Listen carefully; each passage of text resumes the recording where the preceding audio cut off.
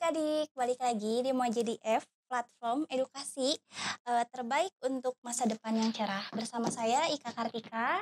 Tentunya saya hari ini mendatangkan narasumber yang bisa dibilang berprestasi banget ya. Berprestasi dalam dunia pendidikan, agamanya juga dia dapat. Langsung aja ya kita sambut eh, yang bernama Kang Raffi ya. Ya, alhamdulillah. Assalamualaikum semuanya. Waalaikumsalam. Raffi, boleh dikenalin nggak? Mulai dari perkenalan diri kayak gitu. Boleh. Ya. Jadi perkenalkan ya, nama saya Muhammad Raffi Anggara, dipanggilnya Muhammad Raffi Raffi. Anggara. Saya alumni, kalau sekarang udah alumni. Oh, udah alumni. Juli lalu baru lulus dari Pendidikan Teknik Elektro Universitas Pendidikan Indonesia. Dan alhamdulillah tahun 2019 lalu diamanahkan oleh kampus menjadi mahasiswa berprestasi ke-1 kampus itu. Jadi kalau tadi dibilang berprestasi, mungkin itu salah satu branding yang sampai sekarang cukup melekat gitu. Melekat banget ya, sampai juara 1 banget. Mantap. Kalau boleh tahu kelahiran tahun berapa sih? Aduh, ngomongin kelahiran ya. Kelahiran usianya bisa dibilang agak tua di angkatannya ya. Saya 97. Oh, 97. Sama ya kayak Teh Ika kayaknya. Amin, memang sama lah seumuran. Enggak bercanda, saya 95. Beda 2 tahun. Tapi ini masih kelihatan muda lah, enggak apa-apa. Pendidikan alumni UPI ya? Iya. Kalau jurusannya tadi elektro. Elektronya pendidikan teknik elektro. Gitu. Terus S1. Jadi dapatnya gelarnya SPD karena pendidikan. Asli mana? Kalau asli lahir di Tasik ya, makanya orang Sunda banget ini, orang Sunda pisan. Dan kalau tinggal sekarang sama orang tua di Soreang. Di Soreang. Oh, asli Tasik, orang tua di Soreang. Iya, merantau di Soreang. Udah lama stay di Dari Soreang? SD di Soreang. Oh, udah lama. Gitu. Berarti SD sampai kuliah Bandung ya? Di Bandung. Oke. Kalau kegiatan selama kuliah waktu di kampus tuh ngapain aja sih? Kegiatan ya 4 tahun pasti banyak ya. Iya, 4 tahun kuliah pasti banyak banget. Tapi kebetulan sekali saya tuh tinggalnya di masjid ya selama kuliah itu. Jadi ada di kampung ya, deket kampus. Saya tinggal di masjid namanya Masjid Al-Muqaddimah, deket kampus itu namanya Kecamatan Kelurahan Ledeng ya. Di sana tinggal 4 tahun. Jadi selain aktivitas kampus ya, akademik, kemudian organisasi juga aktivitas di masyarakat ya, ngajak anak-anak, ngisi kajian ibu-ibu ya dan sebagainya gitu. Ya Allah, itu kok mau gitu tinggal di masjid? Apakah emang ada didikan dari orang tua gitu? Berkecimpung dunia agama banget gitu? Sebenarnya sih memang berniat untuk bisa menjaga ibadah ya paling utama. Tapi di samping itu memang kalau latar belakang keluarga bisa dibilang secara finansial itu menengah ke bawah ya. Jadi berusaha untuk mencari alternatif biar bisa menekan biaya ketika kuliah. Walaupun alhamdulillah sih dapat beasiswa beberapa sumber beasiswa. Jadi lumayan lah menekan biaya ketika kuliah. Masya Allah banget ya adik-adik, patut dicontoh loh buat kalian. Ilmu agamanya dapat, ilmu materi dunia akhirat dapat dah. Cowok idaman banget nih. Enggak suami idaman. Suami idaman, emang udah siap nikah? Doanya ya insyaallah. Gitu ya. Grogi kok ngomongin suami. Emang udah ada planning kayak gitu? Ya pasti ada. Oke, doa terbaik lah ya. Iya. Selanjutnya nih, kan stay di masjid ya? Iya, sekarang stay udah enggak kalau sekarang kan masjid. Udah lulus. Oh, sekarang udah enggak. Selama 4 tahun stay di masjid enggak kebayang banget tuh kegiatan. Kayak emang ada dapur, masak kayak gitu-gitunya? Ada. Jadi kuliah itu kan mungkin siang hari aktivitas di kampus, sore sampai malam aktivitas di masjid ya.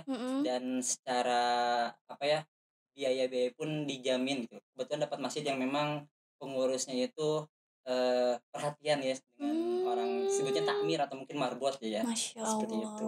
Bahkan open banget dengan masyarakatnya gitu. Alhamdulillah jadi bisa dikatakan kampung halaman kedua gitu tempat itu. Wih, mantap ya.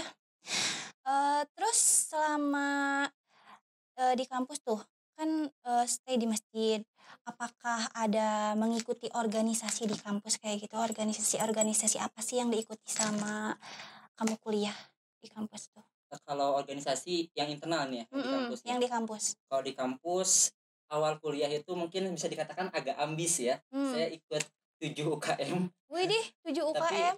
kalau sampai sekarang yang bertahan itu mungkin 2 UKM, ada 1 organisasi internasional, ada Ikatan Mahasiswa Tasikmalaya gitu. Jadi mungkin ada 4 lah ya di kampus itu yang masih bertahan sampai lulus.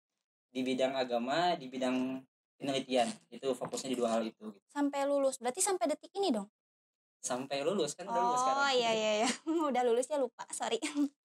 Terus selama mengikuti organisasi di kampus itu, jabatannya sebagai apa sih dan fungsionalnya sebagai apa?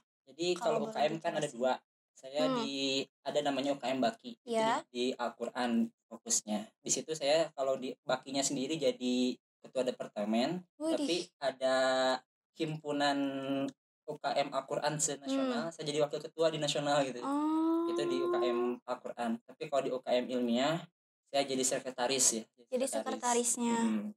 Masya Allah banget ya. Terus itu kan kalau di internal kampus nih, kalau di luar kampus ada nggak ngikutin organisasi kegiatan-kegiatan gitu? Nah, justru kalau di luar kampus itu yang lebih banyak ya. Oh, lebih banyak. Karena kan tadi tinggalnya di masjid, otomatis kan saya bahkan jadi kepala diniyah anak-anak. Otomatis setiap sore itu ngajar, dan itu kan sebuah organisasi juga untuk dikelola.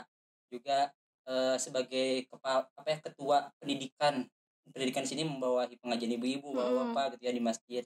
Itu di masjid, belum di luar mungkin di komunitas-komunitas gitu ya. Ikut juga di bidang literasi, ada beberapa kayak Student Rihala Indonesia, ada juga di bidang tadi ya di bidang ilmiah gitu ya, ada IEEE namanya itu, elektronika secara internasional, dan beberapa lainnya itu. Alhamdulillah. Masya Allah banget ya. Kayak gitu ceritanya. Kalau misalkan aku dengerinnya dari cerita Kak Raffi, dilihatnya tuh lebih banyak tentang agamanya ya. Emang kalau boleh tahu menurut Kak Raffi, seberapa penting sih ilmu agama? Dan apakah ilmu lebih penting mana ilmu agama dan ilmu untuk di dunia gitu? Ini Ilmu jadi kayak pendidikan. tausiah jadinya. Karena kan membahas agama juga ya, jadi aku tertarik juga. Jadi kesempatan juga buat saya buat berbagi ya. Jadi ya kalau ditanya soal pentingnya ilmu agama, ya sangat penting sekali ya. Kita kan hidup itu punya tujuan, dan sebagai saya seorang muslim, tujuannya itu untuk beribadah kepada Allah gitu ya. Otomatis kan dalam proses itu harus dibarengi dengan ilmu yang mumpuni gitu ya, biar ibadahnya gak sekedar ibadah, tapi jelas dan bisa menjadi pedoman hidup gitu. Artinya seluruh aspek kehidupan itu memang ada aturannya, dan kita harus belajar itu semua. Jadi penting banget sebenarnya. Penting banget ya. Di balik semua itu kan kelihatannya tuh fokus di dunia agama ya gitu ya, ilmu agama.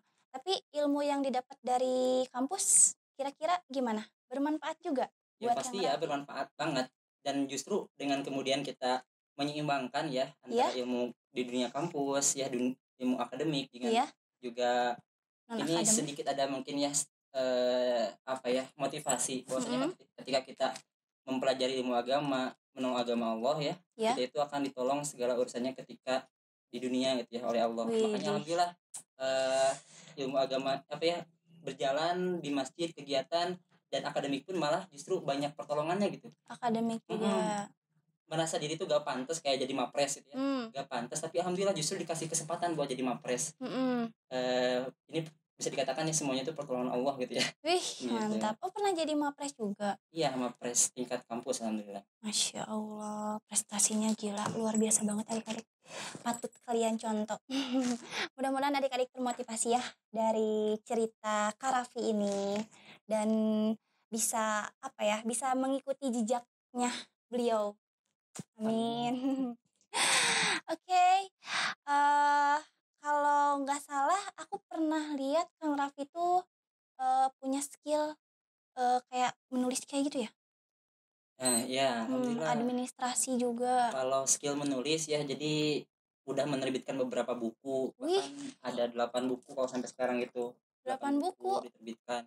Kalau yang HKI ada 1 buku HKI ya, HKI intelektual. Itu itu dalam menulis fiksi bisa katakan fiksi. Tapi kalau non fiksi jelas ya karena kita anak kuliahan harus bisa ya dituntut untuk menulis kayak skripsi, tugas akhir kan itu non fiksi. Jadi alhamdulillah memang kayaknya passionnya di dunia kepenulisan gitu ya. Multi talent banget sih, ya Allah. Kak Raffi, setelah kita membahas akademik ininya ya, formalnya, aku mau nanya nih soal non formalnya nih. Kira-kira Kak Raffi pernah mengikuti pendidikan non formal atau kayak kursus-kursus gitulah gitu-gitu? Iya. Jadi kalau belajar di kelas saja itu memang bisa dikatakan tidak cukup lah ya. Widih. Tidak cukup. Karena memang di kelas itu terbatas apalagi kuliah dengan tuntutan yang bejibun, tapi porsi belajarnya sedikit. Artinya perlu juga belajar di luar kampus. Di samping belajar di organisasi ya tentang kehidupan ya, tentang organisasi dan sebagainya, juga skill di luar juga penting. Mungkin kalau bisa dikatakan kalau non formal itu pernah belajar bahasa Inggris mungkin ya waktu SD. Oh, SD. Terus belajar bahasa Arab pernah ya alhamdulillah sampai sekarang kalau bahasa Arab. Terus jadi di samping S1 saya juga punya gelar D1 ya. D1 tapi di bidang pendidikan agama gitu ya. Pendidikan agama. Di samping itu juga ada kayak elektronik ya mungkin khusus apa ya pelatihan-pelatihan gitu ya workshop itu juga kan non formal. Jadi ya itu ya kurang lebih saya mah kalau gak di bidang agama bahasa teknik gitu ya kurang lebih itu 3 poin itu sebagai non formalnya. Masya Allah banget. Itu pernah non formal bahasa Inggris, kira-kira itu aktif atau pasif bahasa Inggrisnya sampai sekarang? Itu kan SD tuh udah lama tuh. Jadi kalau sampai sekarang alhamdulillah justru bahasa Inggris itu yang menjadi wasilah atau ya mungkin jadi jalan saya bisa berprestasi kayak sekarang gitu. Masya Allah. Dan salah satunya bisa beberapa kali ke luar negeri gitu kan, memerlukan skill bahasa Inggris dalam tulisan, dalam berbicara gitu. Alhamdulillah itu modal banget lah bisa dikatakan. Makanya penting mungkin ya di sini juga karena ini penontonnya juga pelajar, penting buat teman-teman pelajar untuk mengasah bahasa Inggrisnya semenjak sekolah lah, biar nanti ketika kuliah itu kesempatan-kesempatan untuk luar negeri, beasiswa apapun itu lebih terbuka lebar dan memang berkesempatannya lebih besar untuk kita gitu kalau bahasa Inggrisnya bagus. Ada bekal dari dini ya. Bener banget. By the way, ngomong-ngomong ke ini kan ke luar negeri tadi tuh. Kalau nggak salah aku pernah lihat Kak Raffi pernah lihat di CV baca-baca gitu ya. Oh iya. Pernah ini ya dapat beberapa penghargaan di luar negeri itu. Iya, alhamdulillah. Jadi kalau ke luar negeri, aduh, ya ini mungkin pengalaman aja ya. Iya. Pernah sekali ke Adelaide, South Australia, itu buat magang. Ya, magang dan juga culture exchange tour gitu. Kemudian pernah 2 kali ya kalau tidak salah itu ke Malaysia itu buat program kerjasama kampus, juga ikut research workshop gitu ya. Ada beberapa agenda dalam 2 kali ke Malaysia itu. Kemudian juga pernah ke Singapura. Alhamdulillah. Dan mungkin perlu digarisbawahi motivasi juga buat teman-teman pelajar ya. Dengan kita berprestasi itu semua kesempatan itu tuh gratis gitu ya. Widih. Gratis karena memang dibiayai oleh kampus, dibiayai oleh penyelenggara gitu. Dan alhamdulillah ini kesempatan banget makanya kuliah itu. Jadi juara pula ya. Iya, alhamdulillah. Mantap banget. Terus itu selama keluar negeri tuh cuman untuk mengikuti ajang perlombaan-perlombaan gitu atau gimana? Event ilmiah apapun. Mungkin kalau yang di Singapura itu jalan-jalan karena itu bentuknya hadiah.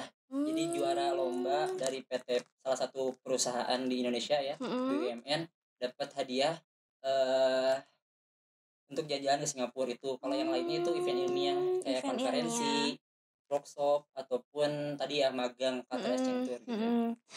Aku lihat-lihat dapat juara mulu. Apakah Kak Raffi pernah menjadi apa ya? Enggak menjadi sih kalau ya begitulah kata kasarnya.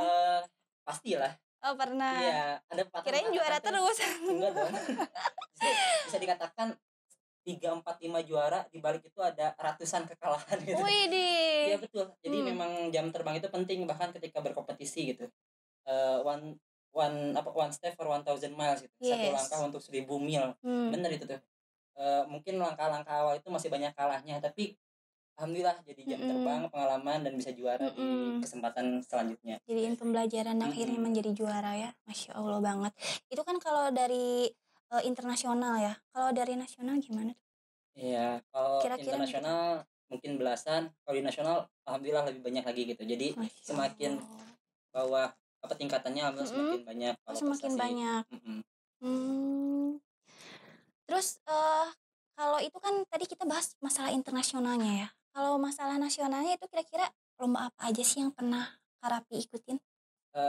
Ya sebagaimana passion saya ya, walaupun mungkin bisa dikatakan passion saya itu di bidang sosial, agama gitu, Mhm. tapi karena jurusannya teknik dan pendidikan, Iya. itu pun tanggung jawab. Jadi kurang lebih di bidang-bidang itu, di karya ilmiah, Mhm. KTI gitu ya, esai, kemudian bahasa Inggris, Mhm. pernah juara-juara di nasional itu. Kemudian juga pernah apalagi ya, mmm, mungkin bahasa Indonesia ya, kayak Bahasa penulisan Indonesia fiksi gitu juga, ya, iya. penulisan fiksi itu pernah juga.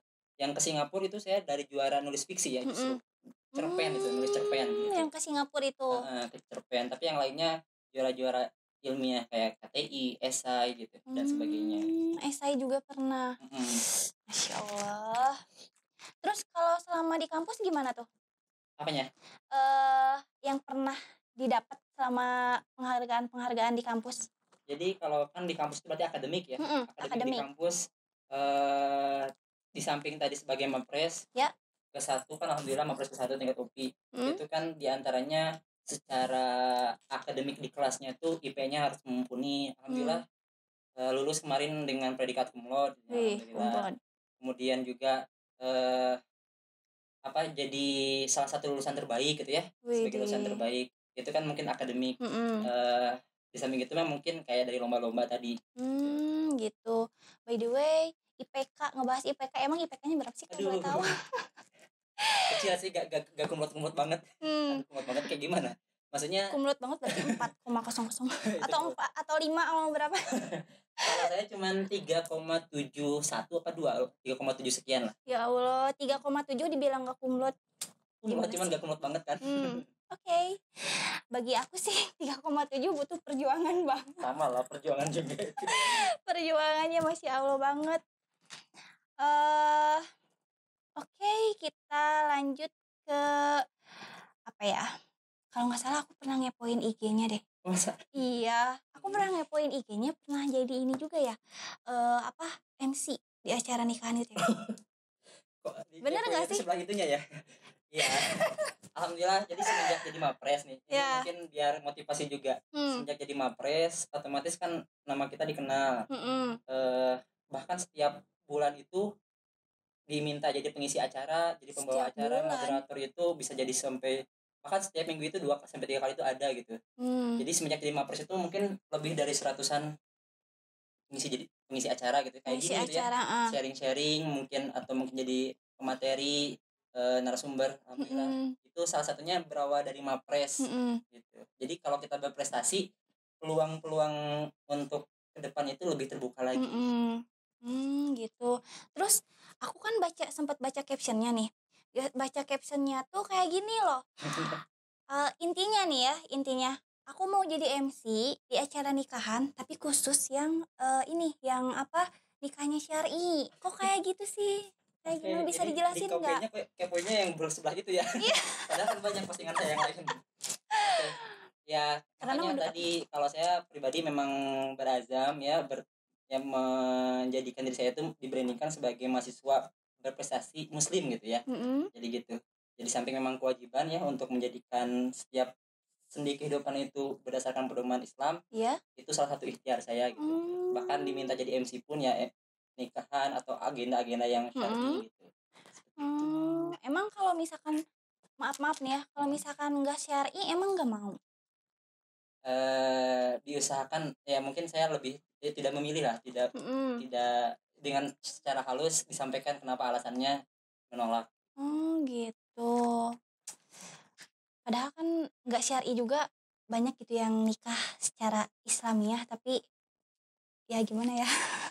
Iya, iya. Mungkin. Tapi bicara soal sosial media tadi, Mm-mm. kok saya anehnya kenapa yang bagian itu, kalau dilihat mungkin alhamdulillah saya juga di samping itu suka bikin konten-konten di konten kreator. Jadi saya punya 2 Instagram. Iya. Mungkin itu lihatnya Instagram pribadi saya. Saya punya Instagram khusus yang sharing konten. Jadi saya suka berbagi juga di Instagram terkait kehidupan mahasiswa gitu ya, terkait organisasi, bahkan motivasi-motivasi biar kayak self development gitu. Self development. Itu yang saya bagikan di IG utama saya gitu ya. Itu yang utama, IG utama. Emang beda? Biar di-follow ya, @mraffi_anggara. Widih, Jadi biar kalau bukan yang di-follow. Muhraf AGR tapi mraffi_anggara itu yang konten saya sering bikin konten gitu. Kira-kira kalau di-follow back nggak? Di DM dulu aja. Oh, mesti di DM Biar ngeri kali. takutnya gak kenal kan, biar kenal gitu. Oke.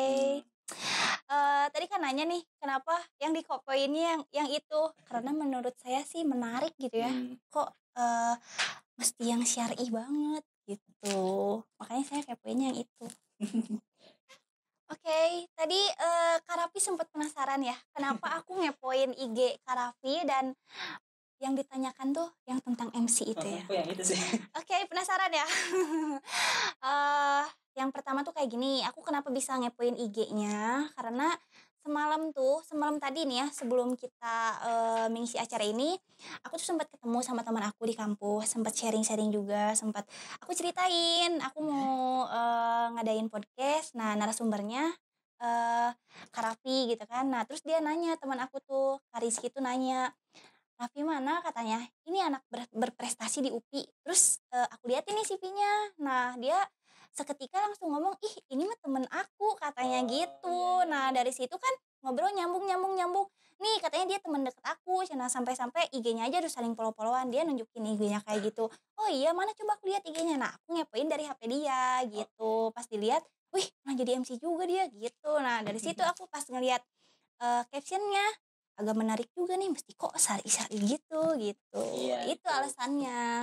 Rizky teman saya komunitas juga, komunitas di anak-anak yatim, Hilal Leadership Community. Kan beliau sekarang jadi pemadam kebakaran. Iya, kerja di pemadam kebakaran. Beliau salah satu inspirator saya gitu, luar biasa dalam komitmennya. Rizky itu kan ya. Satu organisasi komunitas, komunitas pemuda namanya Hilal Leadership Community. Gitu. Udah kenal banget berarti ya sama beliau ya? Ya lumayan. Terus oke, aku jadi penasaran ya, kan dari tadi ngebahas prestasi mulu nih ya, prestasi selama kuliah. Kak Raffi tuh berprestasi tuh dari semenjak dinikah atau dari awal masuk kampus gimana? Semenjak lahir kan. Widih, amin. Ya, berprestasi itu jadi sebenarnya motivasi awalnya itu dulu itu pernah ketika kelas 5 SD ini. Saya cerita nih agak panjang dikit. Kelas 5 SD pertama kali juara di luar kota. Jadi waktu itu lomba Carpon, cerita pondok di Garut juara. Waktu itu prestisius banget karena itu pertama kali. Dan alhamdulillah juara. Kemudian nelpon ibu ngabarin, ibu alhamdulillah juara gitu ya. Tapi ternyata gimana responnya? Ibu saya nangis gitu ya. Kedengeran nangisnya gitu ya. Dari situ wah kenapa gitu ya. Ketika sampai ke rumah ibu tuh udah kayak nunggu di depan gerbang. Terus pas sampai datang saya dipeluk gitu ya, dipeluk nangis. Dan saya tuh merasa wah ternyata ini yang bisa bahagiain gitu ibu. Dan saya berazam harus bisa bahagiain ibu terus kayak gini gitu. Dan bisa dikatakan motivasi awal benar-benar berprestasi itu ya di samping karena uang dan uang. Jadi alhamdulillah kan dapat uang juga dengan prestasi, tapi yang paling awal itu adalah ibu gitu ya. Orang tua bisa banggain orang tua itu sebuah kepuasan yang luar biasa gitu. Alhamdulillah. Berarti secara garis besarnya Kak Raffi itu emang dari SD ya berprestasi kayak gitu. Alhamdulillah. Dari kecil sampai sekarang. Waktu SD itu dari kelas 1 sampai kelas 6 ranking 1 terus alhamdulillah. Widih, dari kelas 1. Bahkan sampai SMA itu ranking 1 terus alhamdulillah. Selama sekolah 12 tahun? Iya. Ranking 1 terus? Iya. Itu sekolahnya pindah-pindah enggak sih? Aku jadi penasaran. Pindah-pindah. Enggak, maksudnya pindah-pindah tuh kayak kan ada tuh SD satu yayasan, misalkan SD, SMP, SMA sekolahnya di situ gitu, tempatnya sama, namanya sama kayak gitu maksud aku. Oh, beda-beda. Wih, kalau beda-beda mah aku acungkan jempol 2 dah. Enggak tahu itu. Kok bisa kayak gitu saya juga enggak ngerti. Masya Allah banget. Berarti emang gimana ya? Emang bawaan lahir kali ya? Tekun belajar kayak gitu, didikan orang tua juga ngaruh ya? pastilah. Motivasi dikit orang tua gitu, motivasi diri juga penting. Itu sih, niat juga penting. Masya Allah banget, bangga banget tuh orang tua bisa punya anak berprestasi seperti Kak Raffi. Amin. Terus kalau dari ini ya, itu segi pendidikan. Kalau dari pengalaman Kak Raffi, dari pengalaman misalkan kayak pengalaman kerja kah, freelance gitu-gitu ada nggak? Iya, jadi kuliah? kan sekarang itu selama kuliah. Jadi kalau pas kuliah itu punya bisnis juga. Jadi emang karena butuh cuan ya. Jadi pernah bisnis di bidang makanan, bahkan jualan di kelas itu pernah, kayak jualan snack gitu pernah waktu masih awal-awal kuliah. Terus saya berusaha pengen bikin startup gitu ya. Habita bahasanya mah. Ketagihan teman-teman yang lain kayak pintar-pintar bikin startup. Saya bikin juga di bidang pendidikan agama, namanya itu kelas E2. Itu ketika kuliah berjalan, alhamdulillah bikin kelas-kelas online, kelas-kelas offline gitu ya. Ngajar bahasa Inggris, bahasa Arab, kemudian ngajar juga upgrading tentang self development dan sebagainya. Alhamdulillah itu salah satu sumber pendapatan juga di samping beasiswa gitu ya. Dan kalau sekarang ketika setelah lulus jadi alumni, itu kelas E2 masih berjalan, walaupun mungkin sekarang karena pandemi jadi agak berkurang intensitasnya. Karena saya juga kerja di kampus, bantu-bantu di fakultas, di samping mempersiapkan buat S2. Jadi mohon doanya juga ya, mudah-mudahan S2-nya lancar. Amin. Oh, mau lanjut S2 planningnya. Insyaallah. Mau ambil jurusan apa kira-kira? Masih menjajaki nih, masih ada beberapa pilihan. Belum fix juga. Beasiswa juga kah? Nah, itu yang penting beasiswa itu. Paling penting beasiswa ya. Emang mau di mana tuh? Kira-kira pengennya? Kayaknya sih tetap di daerah Jawa Barat atau Bandung mungkin. Gak bisa jauh sama orang tua saya mah. Oh, nggak bisa jauh sama orang tua. Kalau misalkan jauh sama orang tua kan bisa orang tuanya dibawa tuh. Iya sih bisa. Sambil kerja juga kan udah punya ijazah tuh, gelar S1 lumayan, berprestasi juga, lowongan kerja di luaran sana gak mungkin kamu yang nyari lah, kalau kata kasarnya pasti perusahaan yang nyari gitu. Nggak kepikiran gitu kuliah sambil kerja buat S2. Kemarin justru banyak yang nawarin buat kerja gitu ya, alhamdulillah di beberapa bahkan filantropi, startup juga ada gitu yang untuk ya meminta saya bahkan jadi manajer juga diminta gitu. Cuman pengen fokus S2. Terus ada tawaran buat dapat beasiswa ke luar negeri gitu ya. By research, tapi gak mau jauh orang tua. Jadi pengen nyari yang dekat dulu, mungkin ya di Bandung kalau bisa mah mungkin. Iya, saking sayangnya sama orang tua ya. Emang kalau boleh tahu Kak Raffi berapa bersaudara sih? Saya bungsu dan kakak saya itu kan 2 bersaudara ya. Kakak saya udah nikah, tinggal ke suaminya, jadi tinggal saya gitu ya. Dan memang kondisinya perlu saya itu standby dekat orang tua. Yes, gitu. I know. Merasakan sih soalnya sesama bungsu. Oh gitu. Oke, selanjutnya nih Kak Raffi, di sekarang kan lagi pandemi ya, COVID kayak gini. Menurut Kak Raffi gimana sih pembelajaran buat anak-anak sekolah? Soalnya kan banyak banget tuh ya anak-anak sekolah mengeluh karena pembelajaran via sosial gitu ya, via handphone, kayak gitu. Banyak anak-anak ngeluh tuh. Menurut Kak Raffi kayak gimana tuh? Iya, jadi ya kebetulan banget pas Maret pandemi mulai itu saya lagi PPL, magang ngajar, dan ngerasain banget gimana proses pembelajaran jarak jauh. Kemudian saya pun jadi mungkin kalau itu ya di sini kita sama-sama survive ya, bukan hanya pelajar, bukan hanya guru, semuanya juga survive. Dan saya pribadi berusaha untuk berkontribusi. Alhamdulillah tahun kemarin itu memulai sebuah sebuah gagasan media pembelajaran yang tujuannya buat ngebantu juga pembelajaran jarak jauh. Tapi ini buat anak-anak SLB sih sebenarnya. Oh, anak-anak SLB yang mendapatkan hambatan penglihatan gitu atau tunanetra. Dan buat media pembelajaran buat pengenalan huruf hijaiyah braille gitu ya, namanya dynamic hijaiyah braille display. Itu di kemarin penelitiannya sudah rilis dapat HKI dan sekarang juga dikembangkan lagi gitu. Itu kalau kontribusi saya. Jadi intinya di sini sama-sama semuanya survive. Dan kita memikirkan bagaimana kita memiliki peran ya dalam posisi seperti ini gitu ya.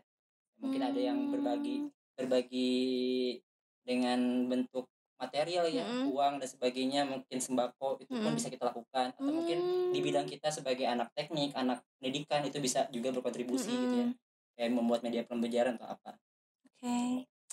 Baik, anak-anak, eee, sepertinya begitulah sudah cukup ya, Kak Ika mewawancarai Kak Raffi, dan mudah-mudahan kalian termotivasi ya, seperti Kak Raffi yang tekun, ulet, rajin belajar, Amin. terus, ilmu agama dapet, ilmu dunia dapet, terus, orangnya tuh gigih ya, mau kalau kata Sundanya mah meurih lah ya, mau jualan di kampus gitu kan, aduh kalau anak-anak sekarang mah gengsinya kan tinggi-tinggi banget gitu, nggak mikirin kayak, "Duh, jualan di kampus kayak gimana gimana," ih gengsi banget kan. Tapi Kak Raffi, aduh Masya Allah, salut banget sumpah. Aku aja termotivasi gitu kan, apalagi kalian yang masih kecil-kecil, mesti Kecil-kecil. mesti, apa ya namanya, semakin termotivasi ya. Amin. Baik anak-anak, Kak Ika sepertinya sudah cukup ya untuk mewawancarai Kak Raffi, mahasiswa yang berprestasi ini, yang begitu amat Alhamdulillah. sangat prestasi ya. Eee, Kak Ika aja termotivasi melihat jejak beliau, apalagi kalian ya, kalian yang masih anak-anak gitu, yang masih Pelajar. belajar, pelajar, harus lebih termotivasi, oke? Saran dari saya. Nah, terus Kak Raffi itu kan tipikal orang yang ulet, gigih, terus, rajin banget lah, udah pasti rajin, udah jangan dibahas lagi ya kalau masalah kerajinan. Dia tuh, duh, mau banget gitu ya, mau banget belajar ilmu agama iya, ilmu dunia iya, jadi dunia akhiratnya dapat loh, ya Amin amin amin. Allah. Pasti nih cewek-cewek, Waduh, pada nempel, yang yang mau nyari calon imam pas banget nih. ya silahkan Terus daftar di sini. daftar, terus, mudah-mudahan kalian termotivasi ya. Terus, satu lagi nih, Mhm. aku lupa, Kak Raffi tuh tadi kan sempat ngebahas tentang jualan juga ya, tentang jualan-jualan di kampus. Ya Allah, sumpah aku acungin jempol 2 banget, gengsinya nggak ada banget, ya Allah. Jadi dia sanggup melawan gengsi, nah kalian juga harus kayak gitu ya. Terus yang terakhir nih Kak Raffi, Iya. aku minta motivasi dari Kak Raffi untuk anak-anak di luaran sana yang nonton, podcast kita nih, gimana sih, memberikan tips and trick, terus memberikan motivasi yang terbaik buat mereka, supaya mereka bisa menjadi seperti Kak Raffi saat ini. Oke, ini kayaknya terakhir ya. Oke. Jadi mungkin kalau motivasi, Mhm. ini jadi mungkin disclaimer, harusnya Mmm. disclaimer di awal ya, tapi ini sedikit klarifikasi. Jadi apa yang saya sampaikan tadi itu bukan maksud sombong atau apa ya, Nah. tapi tadi ya motivasi, dan saya sendiri punya semacam statement atau mungkin jargon, walaupun mungkin bukan Mhm. jargon saya pribadi sih. Jadi statement-nya kayak gini, "Jika belajar adalah ibadah, maka berprestasi adalah dakwah," gitu ya. Nah, Mmm. jadi itu yang kemudian menjadikan saya ada di sini juga gitu. Mhm. Alhamdulillah dengan kita belajar, kemudian itu kita niatkan untuk ibadah, Mhm. dan kita berprestasi pun itu niatkan untuk ibadah. Salah satunya Mmm. untuk ladang kita untuk berbagi kebaikan, kayak Mhm. gini ya. Dan apa yang saya sampaikan tadi itu mudah-mudahan itu juga jadi kebaikan buat teman-teman pelajar dimanapun Mhm. berada gitu. Jadi motivasinya yang pertama itu adalah luruskan niat Luruskan niat kita, dulu. motivasinya itu harus benar ya, Mhm. motivasi awalnya sehingga kemudian, eee, ketika prosesnya, insya Allah akan Allah tolong gitu ya kalau niat Mhm. kita udah benar. Kalau ada statement juga mengatakan, eee, "Berpura-puralah bisa sampai kamu benar-benar bisa." Mmm. Jadi kalaupun kita merasa diri kita itu nggak bisa, "Emang aku bisa ya berprestasi? Emang aku bisa ya," gitu ya, "jadi mapres," gitu, atau, Mmm. "Emang aku bisa ke juara lomba?" Nah, mungkin kalau ada pun, terbesit di pikiran kita kayak gitu, Mhm. nggak apa-apa selama itu mungkin berangkat dari ketawaduan, kerendahan hati, tapi jangan Mhm. sampai itu membuat kita tidak percaya diri. Oke. Harus juga kita percaya diri, dan ini yang saya lakukan adalah berpura-pura gitu ya, Mmm. berpura-pura saya itu bisa, berpura-pura saya itu mapres gitu ya, ketika Mmm. dulu itu berpura-pura saya mapres hingga akhirnya bener-bener saya jadi Jadi mapres mapres. beneran Dalam ya? prosesnya berimprovisasi, nyari strategi gitu ya, dan Mhm. alhamdulillah Allah pertolongkan gitu dalam prosesnya juga, Mmm. kayak gitu. Itu mungkin ya sebagai penutup dari saya. Oke. Sepertinya sudah cukup ya adik-adik untuk pembahasan, eee, Kak Ika dan Kak Raffi. Oke. Mau jadi platform edukasi terbaik untuk masa depan yang cerah. Dadah, bye-bye, makasih.